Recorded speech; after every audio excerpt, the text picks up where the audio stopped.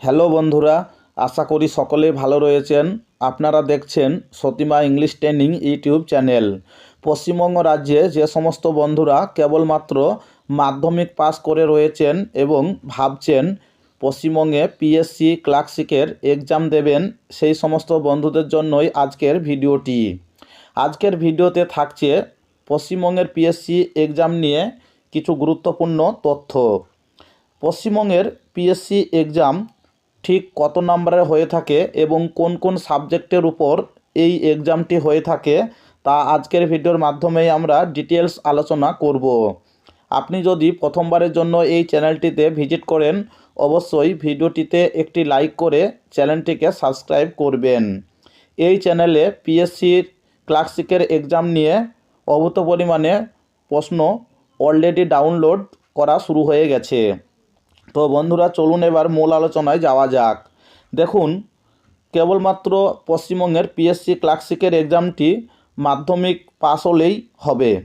এক্ষেত্রে বয়স হতে হবে আপনাদের 18 থেকে 40 বছর পর্যন্ত এবং এসসি এসটিদের ক্ষেত্রে 5 বছর বয়সের ছাড় থাকে এবং ওবিসিদের ক্ষেত্রে 3 বছর বয়সের ছাড় থাকে। এই গেল আপনাদের এভারেজ যে একটি এজ।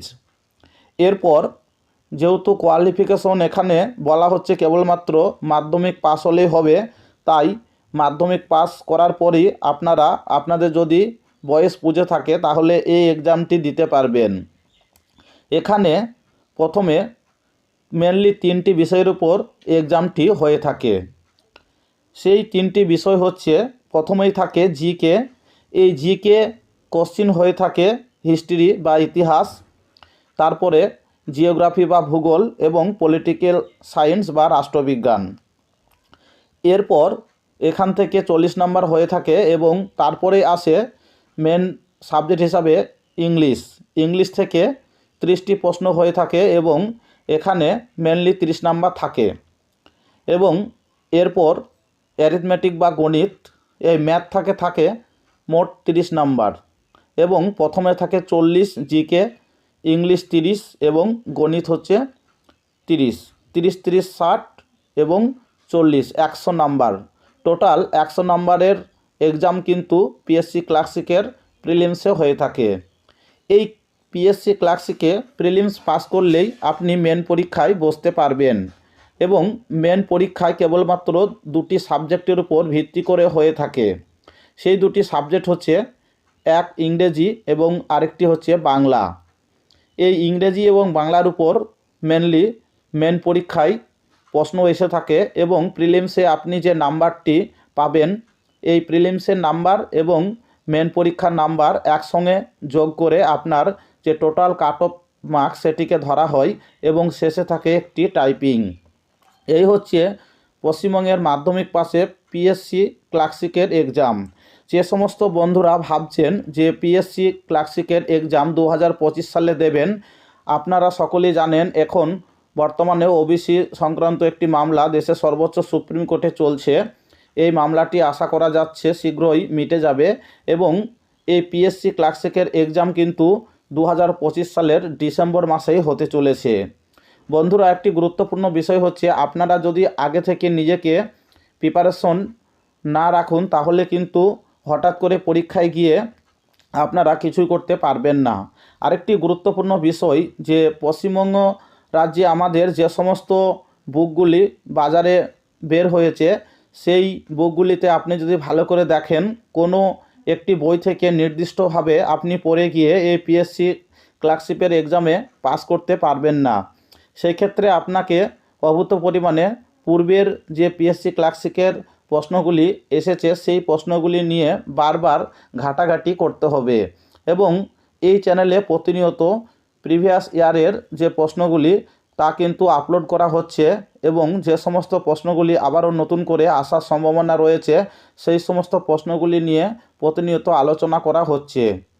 এখানে যেহেতু কয়েকটি সাবজেক্টের উপর এই কোশ্চিন হয়ে থাকে, সেই সমস্ত সাবজেক্টগুলির উপর আপনি যদি একটু ঘাটাঘাটি করেন তাহলে অনার্সে আপনি কিন্তু পাস করে যাবেন। তো বন্ধুরা, এই চ্যানেলে এখন থেকে নিয়মিতভাবেই পিএসসি ক্লার্কশিপের এক্সামের যে প্রিভিয়াস ইয়ারের প্রশ্নগুলি রয়েছে সেগুলোকে নিয়ে আলোচনা করা হবে এবং প্রতিটি সাবজেক্ট ওয়াইজ আপনারা পিএসসি ক্লাসিকের যে প্রশ্ন তা কিন্তু পেয়ে যাবেন। তাই প্রতিনিয়ত এই চ্যানেল থেকে আপনাদের নিজেদের এক্সামকে প্রিপারেশন সেরা করার জন্য অবশ্যই এই চ্যানেলটিকে সাবস্ক্রাইব করবেন এবং এই চ্যানেলে প্রতিদিন নিয়মিতভাবে একটি করে ভিডিও আপলোড করা হবে। সেই সমস্ত ভিডিওগুলি আপনারা যদি খুব ভালো করে দেখে যান তাহলে দেখবেন আপনাদের যে স্বপ্ন সেটি ভবিষ্যতে ফুলফিল হয়ে যাবে। তো বন্ধুরা, আজকে আমরা কয়েকটি গুরুত্বপূর্ণ প্রশ্ন যেগুলি পিএসসি ক্লাসিকের এক্সামে প্রিভিয়াস ইয়ারে এসেছে সেই কয়েকটি প্রশ্ন আজকের এই ভিডিওর মাধ্যমে আমরা দেখে নেওয়ার চেষ্টা করব। তো চলুন এবার আমরা সেই প্রশ্নগুলি দেখে নিই। কোন সালে পশ্চিমবঙ্গের পশ্চিম দিনাজপুর জেলাটি উত্তর দিনাজপুর ও দক্ষিণ দিনাজপুর নামে দুটি জেলায় বিভক্ত হয়েছে? অপশন এ 1990 সালে, অপশন বি 1991 সালে, অপশন সি 1992 সালে, অপশন ডি 1994 সালে।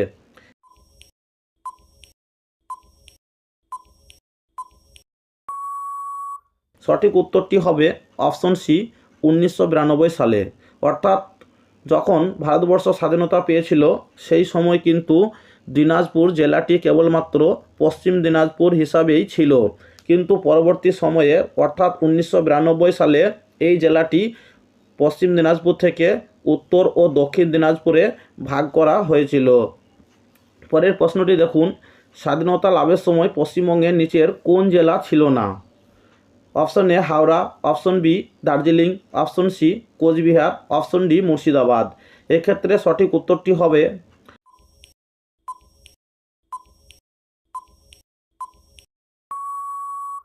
Option C Cooch Behar. অর্থাৎ যখন ভারত স্বাধীনতা লাভ করে সেই সময় পশ্চিমবঙ্গে কিন্তু জেলার সংখ্যা ছিল 14টি। পরবর্তী সময়ে আরও নতুন করে অনেক জেলা বেড়ে গেছে এবং বর্তমানে জেলার সংখ্যা হয়েছে 23টি এবং মাননীয় মুখ্যমন্ত্রী আরও নতুন করে 7টি জেলার ঘোষণা করেছে। সব মিলিয়ে জেলার সংখ্যা প্রায় 30টি। তাই অপশন সি কোচবিহার এই জেলাটি কিন্তু প্রথমে ছিল না। পরের প্রশ্নটি দেখুন, বালুরঘাট কোন জেলার সদর শহর? Option A Malda, option B Uttar Dinajpur, option C দক্ষিণ Dinajpur, option D Cooch Behar.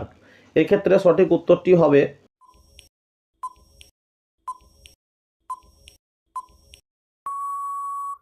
Option C দক্ষিণ দিনাজপুর। পরের প্রশ্নটি দেখুন, ভারতের দ্বিতীয় জনবহুল জেলা 2011 সেন্সাস অনুযায়ী কোনটি? Option A Howrah, option B Patna, option C NCR, option D Uttar 24 Pargana.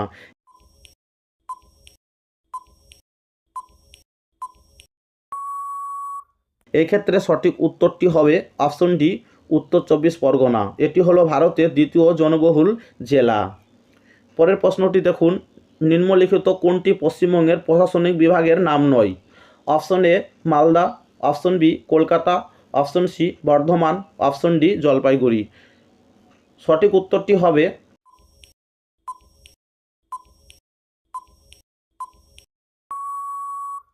Option B Kolkata. এই কলকাতা কিন্তু কোনো পশ্চিমবঙ্গের প্রশাসনিক বিভাগের নাম নয়। বর্তমানে পশ্চিমবঙ্গে 5টি প্রশাসনিক বিভাগ রয়েছে। একটি হচ্ছে মালদা, আরেকটি হচ্ছে বর্ধমান, আরেকটি হচ্ছে জলপাইগুড়ি বিভাগ, আরেকটি হচ্ছে মেদিনীপুর বিভাগ, আরেকটি হচ্ছে প্রেসিডেন্সি বিভাগ। পরের প্রশ্নটি দেখুন, পশ্চিমবঙ্গে কোন জেলার উপর দিয়ে কর্কটক্রান্তি রেখা বিস্তৃত হয়েছে? Option A Purulia, option B Howrah, option C Malda, option D Murshidabad. সঠিক উত্তরটি হবে